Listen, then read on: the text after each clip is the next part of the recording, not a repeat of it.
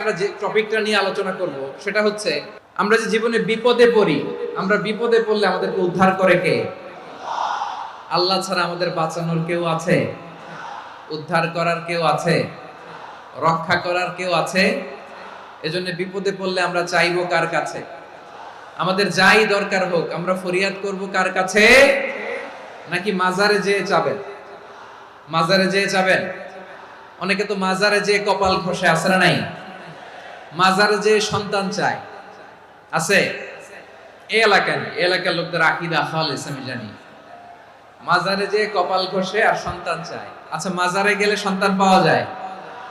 আচ্ছা, মাজারে না গেলে যদি বাচ্চা না হতো, গরু ছাগলের যে বাচ্চা হয় ওরা কোন মাজারে মানত করে বলেন? কথা কি বুঝতেছেন? এই যে প্রতি বছর গরু ছাগল ভেড়া এগুলো যে বাচ্চা দেয়, এরা কোন মাজারে যে মানত করে? এজন্য চাইতে হবে একজনের কাছে, তিনি কে? আমার প্রিয় পটুয়াখালীবাসী, মাজার জিয়ারত করা সুন্নাহ। আমরা মাজার জিয়ারত করব, আল্লাহ ওয়ালাদের কবরে যাব, আমরা সেখানে যে সালাম দিব, দোয়া করব, নিজের জন্য করব, কবরে শুয়ে থাকা মাইয়েতের জন্য করব, পুরো মুসলিম উম্মার জন্য করব। কিন্তু কবরে যিনি শুয়ে আছে ওই বাবার কাছে সন্তান চাওয়া যাবে? চাকরি চাওয়া যাবে? সফলতা চাওয়া যাবে?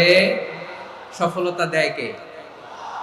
এক কথাই রব্বুল আলামিন বলেন, وَإِن يَمْسَسْكَ اللَّهُ بِضُرٍّ فَلَا كَاشِفَ لَهُ إِلَّا هُوَ وَإِن يُرِدْكَ بِخَيْرٍ فَلَا رَادَّ لِفَضْلِهِ يُصِيبُ بِهِ مَن يَشَاءُ مِنْ عِبَادِهِ وَهُوَ الْغَفُورُ الرَّحِيمُ الله أكبر। আল্লাহ বললেন, وَإِن يَمْسَسْكَ اللَّهُ بِضُرٍّ فَلَا كَاشِفَ لَهُ إِلَّا هُوَ। আল্লাহ যদি তোমাকে কোনো বিপদ স্পর্শ করায়, আল্লাহ যদি তোমারে কোনো বিপদে ফেলে দেয়, ওই বিপদ থেকে উদ্ধার করার তিনি ছাড়া আর কেউ নাই। জোরে বলেন ঠিক কিনা? তিনি যদি কোনো বিপদে ফেলেন, তিনি ছাড়া বিপদ থেকে উদ্ধার করার কেউ নাই। আর তিনি যদি তোমার প্রতি কোনো অনুগ্রহ করতে চান, ওই অনুগ্রহ ঠেকিয়ে দেওয়ার ক্ষমতাও কারো নাই। আল্লাহ যদি আপনার সফলতা দিতে চায়, পৃথিবীর কোন শক্তি ওই সফলতাকে থামাতে পারে? এজন্য আল্লাহ বললেন, খবরদার, চিন্তার আকীদা খালিস করে নাও। وَإِن يَمْسَسْكَ اللَّهُ بِضُرٍّ فَلَا كَاشِفَ لَهُ إِلَّا هُوَ। আল্লাহ বিপদে ফেললে বিপদ থেকে উদ্ধার করার কেউ থাকে না। আর আল্লাহ যদি তোমার প্রতি দয়া দেখাতে চান, অনুগ্রহ করতে চান, ওই অনুগ্রহকে প্রতিরোধ করার মতো ক্ষমতা কারো নাই। তিনি তার বান্দাদের মধ্য থেকে যাকে ইচ্ছা তাকে দেন, যত ইচ্ছা তত দেন। তিনি ক্ষমাশীল, তিনি মেহেরবান। সুবহানাল্লাহ। তিনি ক্ষমাশীল, তিনি মেহেরবান। তাহলে এই আয়াত থেকে আমরা বুঝতে পারলাম, আমরা যদি বিপদে পড়ি আমাদেরকে কেউ বাঁচাতে পারে না। আমার বাবা আমারে বাঁচাতে পারে, আমার মা আমাকে বাঁচাতে পারে, আমার বন্ধু আমারে বাঁচাতে পারে, আমার দলের কর্মী আমাকে বাঁচাতে পারে, আমার পীর সাহেব আমারে বাঁচাতে পারে। আমার পটুয়াখালীর ভাইয়েরা খেয়াল রাখবেন, বাঁচাতে পারে এক মহান সত্তা, উদ্ধার করতে পারে এক মহান সত্তা। চিৎকার করে বলুন, তিনি কে? আবার আল্লাহ বললেন, আম্মান ইউজিবুল মুফতাররা ইযা দাআহু ওয়া ইয়াকশিফুস সুআ ওয়া ইয়াজআলুকুম খুলাফাআল আরদ আইলাহুম মা'আল্লাহ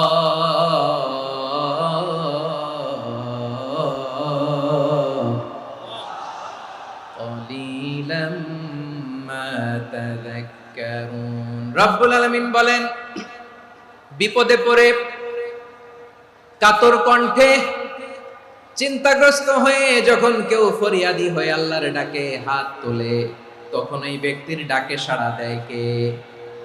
বিপন্ন অবস্থায় আপনি যখন কেঁদে কেঁদে হাত তুলে আপনার দুঃখের কথা জানান, আপনি যখন ডাকেন তারে, তখন আপনার ডাকে সাড়া দেয় কে? আল্লাহ বলে, আমি সাড়া দেই। তোমাদের বিপদকে মুক্ত করে দেয় কে? ওই আল্লাহর সাথে কোন উপাস্য আছে নাকি? কিন্তু খুব অল্প সংখ্যক লোকই তোমরা উপদেশ গ্রহণ করো। কথাটা কার? তাহলে বিপন্ন মানবতা যখন কাঁদে, মানুষ যখন বিপদে পড়ে নিরুপায় হয়ে ফরিয়াদ করে, তার ডাক শোনার কেউ নাই, একজন ছাড়া। চিল্লায় বলেন তো তিনি কে? এজন্য আমরা ফরিয়াদের হাত কার দিকে তুলব? এবং খেয়াল রাখতে হবে, মাথার সাথে সেট করে নিতে হবে, আল্লাহ ছাড়া আমাকে উদ্ধার করার কেউ নাই। এই পৃথিবীতে কেউ আপন না। প্রিয় ভাইরা, বিপদে বললে বোঝা যায় কেউ আপন না। আপন শুধু একজন মহান সত্তা, তিনি কে? বিপদে আপদে কেউ আমাদের বাঁচাতে পারে না, তরাতে পারে না, মুক্তি দিতে পারে না, উদ্ধার করতে পারে না, একমাত্র আমার প্রভু ছাড়া, আল্লাহ ছাড়া। চিল্লায় বলেন ঠিক কিনা? মাথার সাথে এটা সেট করে নিতে হবে যে আমাদের পুরো জীবনটাই পরীক্ষা। The life is a test. পুরো জীবনটাই পরীক্ষা। এই জীবনে বিপদ আসবে, আপদ আসবে, পরীক্ষা আসবে, সবার জীবনে এটা থাকে। এক একজনের পরীক্ষা এক এক রকম। আমার পরীক্ষা একরকম, মাসুদ ভাইয়ের পরীক্ষা একরকম, চৌধুরী সাহেবের পরীক্ষা একরকম, আপনার পরীক্ষা একরকম, ওনার পরীক্ষা আবার আরেক রকম। পুরো পৃথিবীটাই পরীক্ষা ক্ষেত্র, সবাই পরীক্ষা দিচ্ছি, কিন্তু কারো পরীক্ষা প্রশ্নের সাথে কারোটার মিল নাই। সুবহানাল্লাহ পড়বেন না? পুরোটাই পরীক্ষা ক্ষেত্র, সবাই পরীক্ষার্থী, কিন্তু প্রশ্নপত্র একটার সাথে আরেকটা মিলে না। One doesn't match the other. একজনেরটার সাথে আরেকজনেরটা মিলে না। কাউকে আল্লাহ তাআলা ধনী বানিয়ে পরীক্ষা করেন, আবার কাউকে আল্লাহ তাআলা গরিব বানিয়ে পরীক্ষা করেন, কাউকে আল্লাহ অসুস্থ বানিয়ে পরীক্ষা করেন। কেউ দেখবেন যে দুরারোগ্য ব্যাধিতে আক্রান্ত, ডাক্তার বলেছে আর সময় নাই, দুরারোগ্য ব্যাধি, ক্যান্সার, যার নেই কোনো অ্যান্সার, তার জন্য পরীক্ষা হচ্ছে এই রোগ। আরেক লোক দেখবেন তার আবার রোগ বালাই নাই, মাশাআল্লাহ, তাকে আল্লাহ তাআলা আর্থিক দৈন্যতা, দারিদ্রতা দিয়ে পরীক্ষা করছেন। এরকম আছে না নাই? টাকা পয়সা নাই, দিন আনে দিন খায়, যা আছে তাতে চলে না, এটা তার জন্য পরীক্ষা। আবার আরেক শ্রেণীর লোক দেখবেন তাকে আল্লাহ অসুস্থতাও দেয় নাই, দারিদ্রতাও দেয় নাই, তার দাম্পত্য জীবনের সমস্যা, স্ত্রী কথা শোনে না অথবা ছেলে মেয়ে কথা শোনে না। তাহলে পরীক্ষা সবার জীবনে আছে, এক একজনের পরীক্ষাটা এক এক রকম। আল্লাহ তাআলা দেখতে চায় যে এই পরীক্ষার সময় আমরা কিরকম রেসপন্স করি, how to deal with the test, কিভাবে এই বিপদ আপদ পরীক্ষাগুলোকে আমরা হ্যান্ডেল করব, ডিল করব, এটা হচ্ছে আজকের আলোচনার বিষয়। আমার প্রিয় ভাইয়েরা, তাহলে পরীক্ষাময় আমাদের জীবন, বিপদ আপদ পরীক্ষা, এটা মানুষের পিছু ছাড়ে না। সবার জীবনে পরীক্ষা আছে। নবীদের জীবনেও পরীক্ষা ছিল। সাহাবারা জিজ্ঞেস করেছেন, ইয়া রাসূলুল্লাহ, আইয়ুন নাসি আশাদ্দু বালাআন ফিদ দুনিয়া, এই দুনিয়ার বুকে কাদের পরীক্ষা সবচেয়ে বেশি? বিশ্বনবী বলেছেন, আল আম্বিয়া। এই পৃথিবীতে সবচেয়ে বেশি পরীক্ষা আল্লাহ তাআলা নিয়ে থাকেন নবীদের। কাদের? নবীদের। সুম্মাল আমসাল ফাল আমসাল, এরপরে নবীদের পরের স্তরে যারা, তাদের পরীক্ষা। এরপরে তাদের পরের স্তরে যারা, তাদের পরীক্ষা। সিদ্দিকীনদের, শুহাদাদের, সালিহিনদের, আল্লাহওয়ালাদের। যার ঈমান যত মজবুত, তার জীবনে পরীক্ষাও তত বেশি। চিল্লায় বলেন ঠিক কিনা? তাহলে মুমিনরা, বিশ্বাসীরা, আমরা কি পরীক্ষা বিপদ আপদে ভয় পাই? না, মুমিনরা বিপদে ভয় পায় না, তারা হতাশ হয় না, সুবহানাল্লাহ, তারা নিরাশ হয় না। বিশ্বাসীরা হাল ছেড়ে দেয় না, তারা ভরসা রাখে একজনের উপর। চিল্লায় বলতে হবে তিনি কে? কারণ মুমিন জানে the grief isn't permanent, the test isn't permanent, the struggle in our life isn't permanent. আমাদের জীবনের দুঃখ, কষ্ট, স্ট্রাগল, এগুলো পার্মানেন্ট নয়। After every difficulties there is an ease. সব কষ্টের পরেই একটা সুখ আছে না নাই? রব্বুল আলামিন বলেন, ফা ইন্না মাআল উসরি ইউসরা, ইন্না মাআল উসরি ইউসরা, ভয় পেও না, চিন্তা করো না, কষ্টের সাথেই আমি রেখে দিয়েছি স্বস্তি।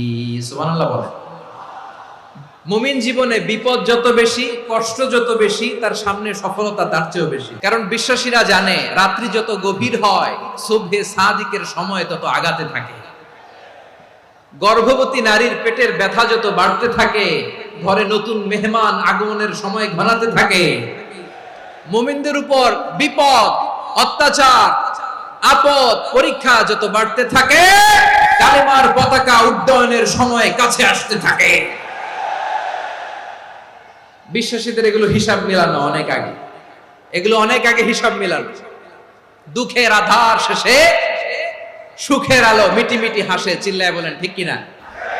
দুঃখের আধার শেষে আলোর প্রভাত হাসে, হতাশার কালো মেঘে যায় গো ভেসে, হতাশার কালো মেঘে যায় গো ভেসে, দুঃখের আধার শেষে আলোর প্রভাতে হাসে, হতাশার কালো মেঘে যায় গো ভেসে, হতাশার কালো মেঘে যায় গো ভেসে। কোরআনের পাতায় পাতায় দেখো ঈমানের পথ ঢাকা ব্যথার কাটায়, কোরআনের পাতায় পাতায় দেখো ঈমানের পথ ঢাকা ব্যথার কাটায়। ভেঙে পড়ো না কভু হতাশ হয়ে, ভেঙে পড়ো না কভু হতাশ হয়ে, জ্বলে পুড়ে খাঁটি সোনা হগো শেষে, জ্বলে পুড়ে খাঁটি সোনা হগো শেষে। দুঃখের আধার শেষে আলোর প্রভাত হাসে, হতাশার কালো মেঘে যায় গো ভেসে, হতাশার কালো মেঘে যায় গো ভেসে। পরীক্ষা যত বেশি, কষ্ট যত বেশি, সুখের সময় তত কাছাকাছি, চিল্লায় বলতে হবে ঠিক কিনা। এজন্য মুমিন জীবনে পরীক্ষা বেশি, মুমিনদের হতাশা নাই। মুমিনরা নিরাশ হয় না, হতাশ হয় কাফিররা। মুমিনরা কখনো হাল ছেড়ে দেয় না, মুমিনরা ভরসা রাখে একজনের উপর, তিনি কে? তাহলে আমার প্রিয় পটুয়াখালীবাসী, বিপদ থাকবে, পরীক্ষা থাকবে, এই বিপদ থেকে আমাদেরকে উদ্ধার করবেন একজন, তিনি কে? আমরা শুধু আল্লাহর উপরই ভরসা রাখবো, চাইবো একজন সত্তার কাছে। আওয়াজ করে বলুন, তিনি কে?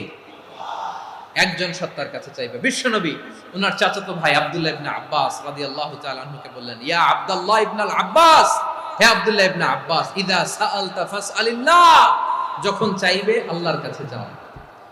ও আব্দুল্লাহ, যখন চাইবা আল্লাহর কাছে চাও। ওয়া ইদা ইসতাআনতা ফাসতাইন বিল্লাহ, যখন সাহায্য চাইবা আল্লাহর কাছে ফরিয়াদ করো। জেনে রেখো ও আব্দুল্লাহ, ওয়া'লাম আন্নাল উম্মাতা লাউ ইজতামাআত আলা আন ইয়ানফাউকা বিশাইইন লাম ইয়ানফাউকা ইল্লা বিশাইইন ক্বাদ কাতাবাহু আল্লাহু লাক। ও আব্দুল্লাহ, জেনে রেখো, মনে রেখো, গোটা বিশ্বের সবাই মিলে যদি তোমার উপকার করতে চায়, ততটুকুই তারা করতে পারবে যতটুকু আল্লাহ তোমার নসিবে সেটা লিখে রেখেছে। ঠিক কিনা বলেন? আর যদি গোটা বিশ্বের সবাই মিলে তোমার বিরুদ্ধে কনস্পাইরেসি করে, ষড়যন্ত্র করে, গোটা বিশ্বের সবাই মিলেও যদি তোমার ক্ষতি করতে চায়, ততটুকুই শুধু পারবে যেটা আল্লাহ তোমার জন্য বরাদ্দ রেখেছে। যতটুকু আল্লাহ তাআলা তোমার জন্য বরাদ্দ রেখেছে অতটুকুই ক্ষতি করতে পারবে, আর এক চুল বেশিও করতে পারবে না, কমও করতে পারবে না। চিল্লায় বলেন ঠিক কিনা। এজন্য আমরা চাইবো কার কাছে? সব সময় আমরা আল্লাহর কাছে চাইবো, বিপদে আপদে, সুখে দুঃখে, সচ্ছল অবস্থায় অসচ্ছল অবস্থায়, পরাজয়ের সময় বিজয়ের সময়, সব সময় আমরা ভরসা রাখবো কার উপর?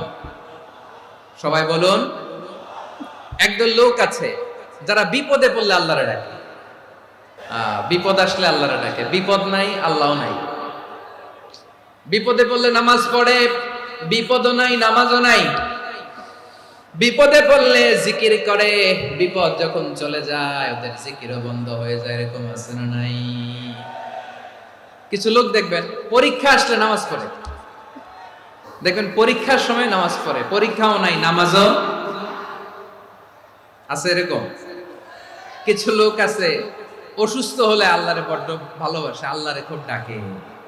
অসুস্থ হইলে অসুস্থতাও নাই, আল্লাহ স্মরণও নাই। দেখবেন কিছু লোক নির্বাচন আসলে খুব আল্লাহওয়ালা হয়ে যায়,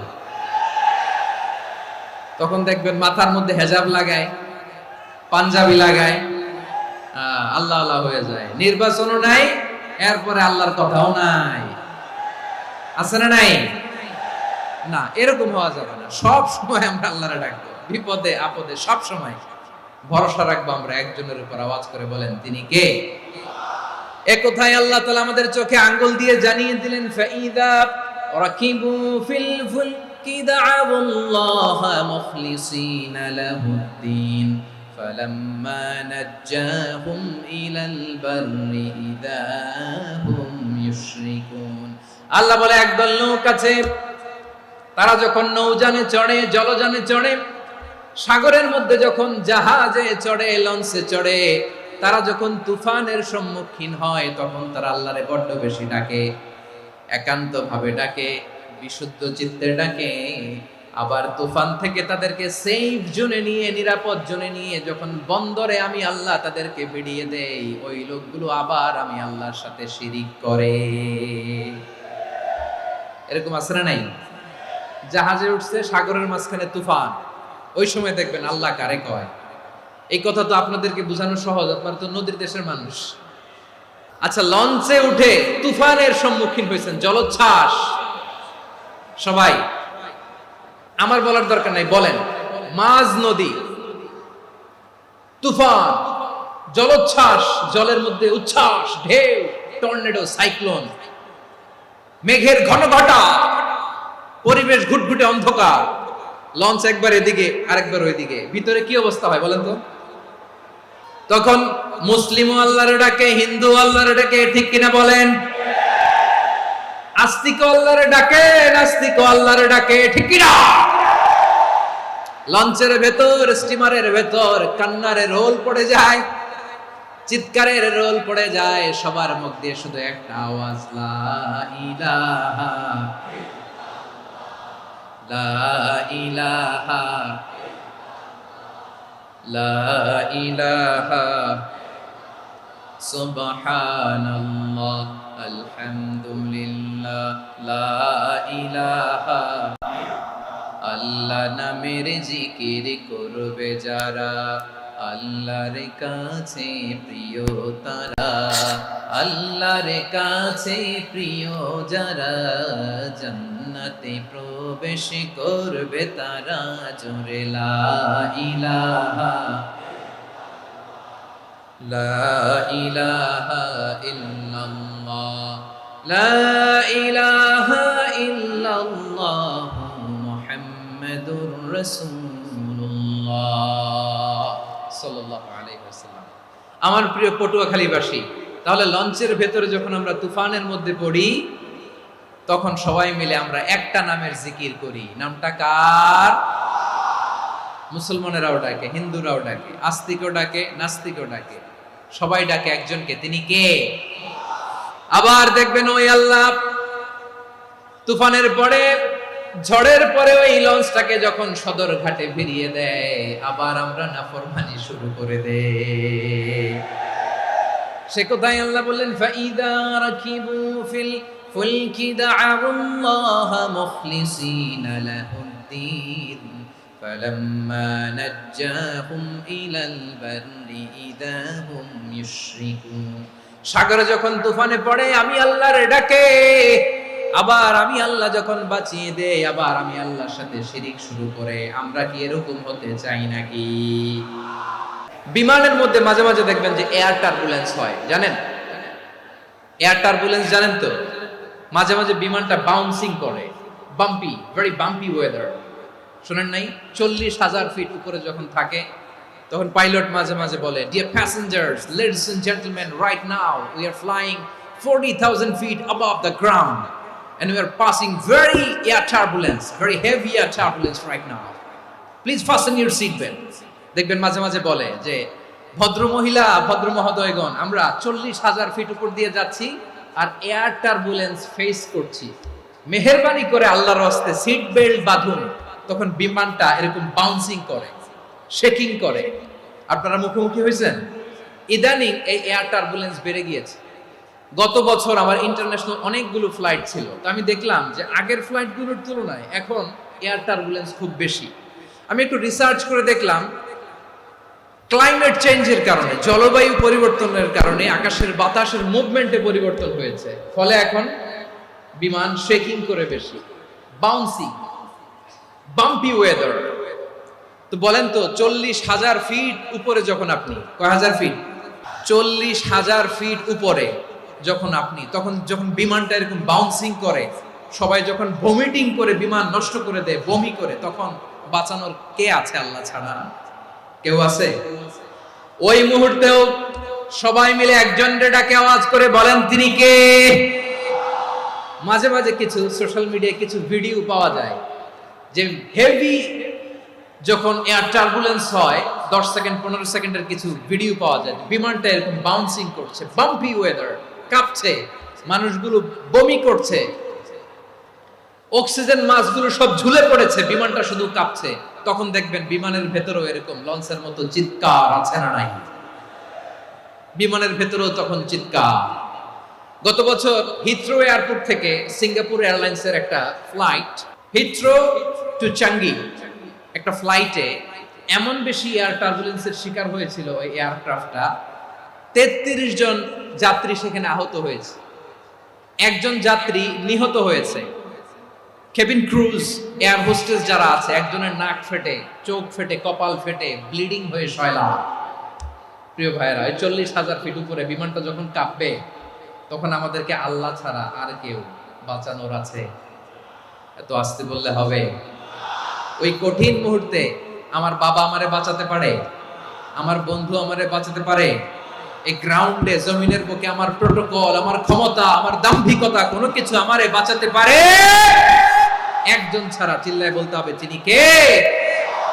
সে আল্লাহ বললেন, গোলাম আমি বিপদের সময় ঠিকই তোমাদের বাঁচিয়ে দেই। ওই বিমানের ভেতরে 40,000 ফিট উপরে যখন তোমরা এয়ার টার্বুলেন্সের শিকার হও, তখন নাস্তিকও আল্লাহরে ডাকে, হিন্দু আল্লাহরে ডাকে। জোরে বলেন ঠিক কিনা? আবার বিমানটা যখন শান্ত হয়ে যায়, একটু পরেই বিমানের স্ক্রিনের মধ্যে হিন্দি সিনেমা খোঁজে। বিমানের স্ক্রিনে কিন্তু বিশাল ওখানে আফলাম ফিল্মের একেবারে বোঝাই করা। বিমানটা শান্ত হলে আবার হিন্দি সিনেমা দেখা শুরু করে। একটু আগে ডাকছিল কারে? দেখবেন বাংলাদেশে আমাদের ক্রিকেটাররা যখন অন্য কোনো দেশের সাথে খেলে, অনেক সময় এমন হয় বল বাকি একটা, রান দরকার 6টা। বল বাকি কয়টা? রান দরকার। আপনি দেখবেন ক্যামেরাম্যান তখন গ্যালারিতে খালি দেখায় দর্শকদের যে কি অস্থিরতা। হিপ হপ স্টাইলের মেয়েটা, যে মেয়েটার ওড়না এতক্ষণ ছিল গলায়, এতক্ষণ কই ছিল, ওই মেয়েটা দেখবেন ওড়নাটা টেনে মাথায় দিয়ে এরকম মুনাজাত ধরতেছে, আল্লাহ আল্লাহ, একটা ছক্কা, আল্লাহ আল্লাহ, আমার লাল সবুজের পতাকারে তুমি অপমানিত কইরো না আল্লাহ, ইন্ডিয়ার সাথে আমাদের খেলা, আল্লাহ আল্লাহ, একটা ছক্কা, একটা একটা। পুরো খেলা জুড়ে এই মেয়ের ওড়না ছিল গলায়, কিন্তু যখন 1 বলে 6 রান দরকার, ওড়না চলে আসছে কোথায়? মাথায়। আবার মুনাজাত আছে না নাই? ঠিকই বাংলাদেশের দামাল ছেলে এমন এক শট মারলো, বল চলে গেল স্টেডিয়ামের বাইরে, ছক্কা, জিতে গেলাম আমরা। পুরো স্টেডিয়াম জুড়ে চিৎকার, হই হুল্লোড়, মौज মাস্তি। যেই মেয়েটা মাথার মধ্যে ওড়না দিয়ে এতক্ষণ সুবহানাল্লাহ সুবহানাল্লাহ বলে আল্লাহর কাছে দোয়া করেছে, ওই মেয়ে এখন আবার ওড়না ফেলে দিয়ে নাচা শুরু করে দিয়েছে। তাহলে আল্লাহর ভয়, আল্লাহর প্রতি আস্থা, বিশ্বাস, ভালোবাসা, এটা কি ক্ষণিকের জন্য? মানে আমার যখন লাগবে তখন আল্লাহর ইউজ করবো নাকি? হ্যাঁ, বিপদে আপদে, সুখের সময় দুঃখের সময়, সচ্ছল অসচ্ছল অবস্থায় বিশ্বাসীরা ভরসা রাখে একজনের উপর। চিৎকার করে বলো, পটুয়াখালী তিনি কে? সে আল্লাহ বললেন, গোলাম মনে করো না জাহাজ থেকে সদরঘাটে ভিড়িয়ে দিলাম তুমি নিরাপদ হয়ে গেছো। মনে করো না 40,000 ফিট থেকে সেফ ল্যান্ডিং এর পরে এয়ারপোর্টে নেমে গেলেই তুমি নিরাপদ হয়ে গেছো। ও মিয়া, বিপদ কি শুধু সাগরে আর আকাশে? ঘরের ভেতরও বিপদ আসতে পারে কি পারে না? এজন্য সূরা মুলক আল্লাহ বললেন, আমিনতুম মান ফিস সামাই আন ইয়াখসিফা বিকুমুল আরদা ফাইযা হিয়া তামুর। আল্লাহ বললেন, তোমরা কি ভেবেছো তোমরা নিরাপদ? আমি চাইলে ল্যান্ডস্লাইডস, ভূমি ধস দিয়ে 1 লক্ষ 1 মুহূর্তে নিয়ে যেতে পারি। এক সুনামি দিয়ে থাপ্পড় মেরে 3 লক্ষ সাগরের ভেতরে ঢুকায় দিতে পারি। 1 সেকেন্ডও লাগে না আমার। أم أمنتم من في السماء أن يرسل عليكم حاصبا فستعلمون كيف نذير। আল্লাহ চাইলে আকাশ থেকে পাথর বৃষ্টি নাজিল করতে পারেন কি পারেন না? এই মুহূর্তে এখানে ভূমিকম্প দিতে পারেন কি পারেন না? আচ্ছা, ভূমিকম্প যখন হয় আমাদের কারো হুঁশ থাকে? আপনি মনে করছেন আমরা সাধারণ মানুষ, আমরা দৌড় দেই, আর প্রেসিডেন্ট প্রধানমন্ত্রী ওনারা বুঝি খাটে শুয়ে থাকে? ভূমিকম্প, আর্থকোয়েক যদি হয়, বাঁচার জন্য আমরা কি করি? হয় খাটের তলায়, ডাইনিং টেবিলের নিচে, উপরে শক্ত কিছু আছে এটার নিচে, অথবা ঘর থুইয়া দেও দৌড়। তো প্রধানমন্ত্রী উনি কি করে? প্রেসিডেন্ট উনি কি করে? হ্যাঁ, উনি খাটের মধ্যে যে শুয়ে থাকে নাকি? উনিও দৌড়, সাধারণ মানুষও দৌড়, প্রধানমন্ত্রীও দৌড়, বাড়িওয়ালাও দৌড়, ভাড়াটিয়াও দৌড়, সবাই দৌড়। নাকি ভাড়াটিয়ারা বাড়ি থুইয়া দৌড়, বাড়িওয়ালারা আর বেরোয় না, এরকম না? তাহলে যে কোনো মুহূর্তে ভূমিকম্প দিয়ে নাস্তানাবুদ করতে পারে কে? আমার প্রিয় ভাইয়েরা, আমরা নিরাপদ নই, আমরা তার দয়ায় বেঁচে আছি। কার দয়ায়?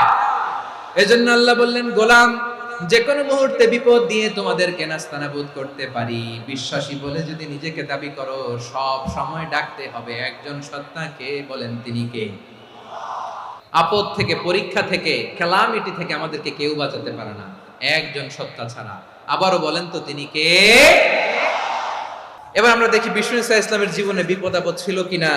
উনি বিপদ আসলে কিভাবে ডিল করতেন, বিপদ আসলে কোন দোয়া পড়তে হয়, কিভাবে ফরিয়াদের হাত উত্তোলন করতে হয়, কিভাবে রবের দরবারে নতজানু হয়ে ফরিয়াদ করতে হয়, এটা জানার দরকার আছে না নাই? আসুন আমরা বিষ্ণুনবীর জীবনী থেকে দেখি বিপদ আসলে উনি কি করতেন। বিপদ আসলেই প্রথমে বিষ্ণুনবী সাল্লাল্লাহু আলাইহি ওয়াসাল্লাম একটা দোয়া পড়তেন। তিনি পড়তেন, ইন্না লিল্লাহি ওয়া ইন্না ইলাইহি রাজিউন। নিশ্চয় আমরা আল্লাহর জন্য, নিশ্চয় আমরা কার দিকে ফিরবো ভাই? আবার কার দিকে ফিরবো? আওয়াজ করে বলুন তো, আমরা এসেছি কার কাছ থেকে, আবারও ফিরে যাব কার কাছে? এজন্য বিষ্ণুই পড়ছেন, ইন্না লিল্লাহি ওয়া ইন্না ইলাইহি রাজিউন। নিশ্চয় আল্লাহর জন্য, ওই আল্লাহর দিকেই আমরা ফিরে যাব। তারপরে বিষ্ণুই পড়তেন, আল্লাহুম্মা আজুরনি ফি মুসিবাতি ওয়াখলুফ লি খায়রাম মিনহা। একসাথে প্রথমে পড়তেন ইন্না লিল্লাহি ওয়া ইন্না ইলাইহি রাজিউন, তারপর পড়তেন আল্লাহুম্মা আজুরনি ফি মুসিবাতি ওয়াখলুফ লি খায়রাম মিনহা। মানে আল্লাহ, এই যে আমি বিপদে ধৈর্য ধারণ করলাম, এটার সব তুমি আমারে দাও, আর যেটা হারালাম এর চেয়ে ভালো কিছু দিয়ে মেকআপ করে দিও, ভালো কিছু দিয়ে বদল করে দিও। সুবহানাল্লাহ পড়েন।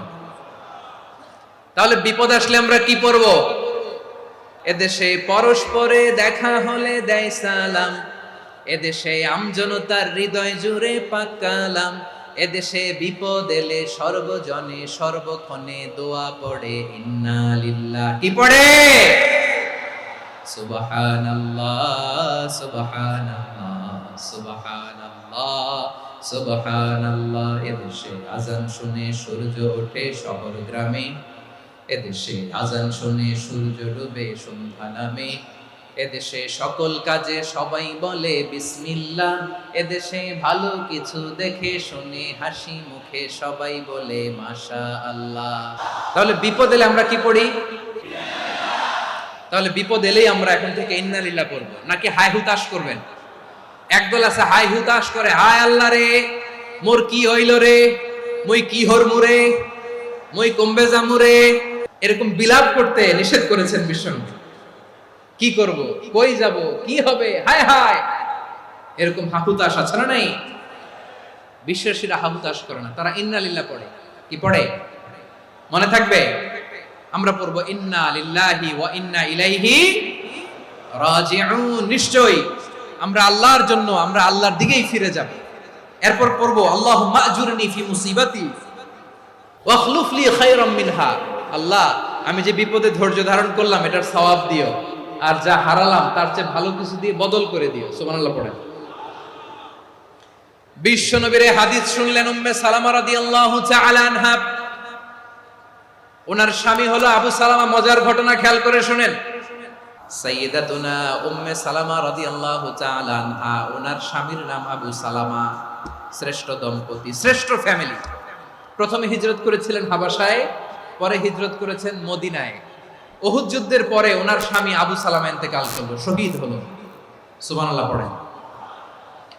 যখন আবু সালামা ইন্তেকাল করলো, উম্মে সালামা রাদিয়াল্লাহু তাআলা আনহা কেঁদে কেঁদে হয়রান। আর নবীর শিখানো বাণী অনুযায়ী তিনি বারবার পড়ছিলেন ইন্না লিল্লাহ। কি পড়ছিলেন?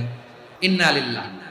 যেহেতু বিশ্বনবী বলেছেন, কেউ যদি বিপদের প্রথম ধাক্কায় পড়ে ইন্না লিল্লাহি ওয়া ইন্না ইলাইহি রাজিউন, আল্লাহুম্মা আজুরনি ফি মুসিবাতি ওয়াখলুফ লি খায়রাম মিনহা, তাহলে এই বিপদে যে সে যা হারালো তার চেয়ে শ্রেষ্ঠ কিছু দিয়ে আল্লাহ তার বদল দিয়ে দিবে। এই হাদিস শুনে উম্মে সালামা রাদিয়াল্লাহু তাআলা আনহা ওনার প্রাণ প্রিয় স্বামী আবু সালামার ইন্তেকালের পরে চোখের পানি ছাড়ে আর পড়ে ইন্না লিল্লাহি ওয়া ইন্না ইলাইহি রাজিউন আল্লাহুম্মা আজুরনি ফি মুসিবাতি ওয়া আখলুফনি খায়রাম মিনহা।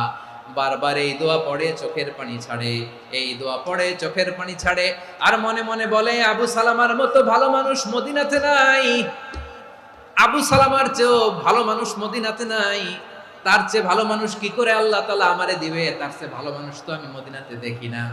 চোখের পানি দিয়ে বুক ভাসায় আর নবীর হাদিসের উপর আমল করে পড়ে ইন্না লিল্লাহি ওয়া ইন্না ইলাইহি রাজিউন, ইন্না লিল্লাহি ওয়া ইন্না ইলাইহি রাজিউন। পড়তে পড়তে চোখের পানি ছাড়ে আর চিন্তা করে বিশ্বনবী বললেন এই দোয়া পড়লে যেটা হারালাম তার চেয়ে ভালো কিছু দিয়ে আল্লাহ পুরস্কার দেয়। আবু সালামের চেয়ে ভালো মানুষ মদিনার মধ্যে আর কে হতে পারে? কি আজীব তামাশা, কি অবাক করা ঘটনা। কিছুদিন পরে দেখা গেল সাইয়্যিদুল মুরসালিন রাহমাতাল লিল আলামিন স্বয়ং বিশ্ব নবী উম্মে সালামাকে বিয়ের প্রস্তাব পাঠিয়েছে। স্বয়ং বিশ্ব নবী উম্মে সালামা রাদিয়াল্লাহু তাআলা আনহাকে বিয়ের প্রস্তাব পাঠিয়েছেন। উনি রাজি হয়ে গেলেন, বিয়ে হয়ে গেল, উনি হয়ে গেলেন উম্মুল মুমিনিন, আমাদের মা, পুরো মুসলিম উম্মার মা। চিৎকার করে বলেন আল্লাহু আকবার। তাহলে আমার প্রাণপ্রিয় ভাইরা, বিপদে পড়লে আমরা পড়বো ইন্না লিল্লাহি ওয়া ইন্না ইলাইহি রাজিউন আল্লাহুম্মা আজুরনি ফি মুসিবাতি ওয়া আখলুফ লি খায়রাম মিনহা। যারা যারা বিপদ